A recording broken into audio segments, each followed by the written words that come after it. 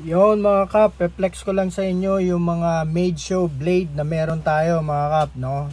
So ayan yung mga made show blade na available sa Daddy Barber online store. So unahin natin itong mga kap, no? Ito yung wedge, ay yung standard pala.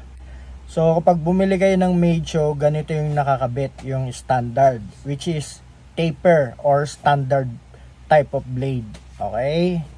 And then next mga kap, ito naman yung fade blade or wedge.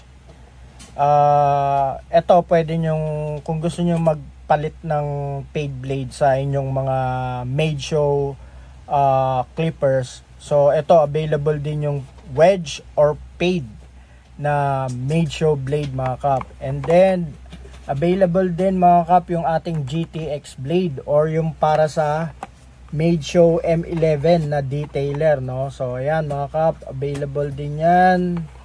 So yon mga kap, no, as a way of supporting our barbers, yung ating mga avid patrons mga kap na bumili sa atin ng made show. Ito available yung ating mga made show na blades para sa made show M10.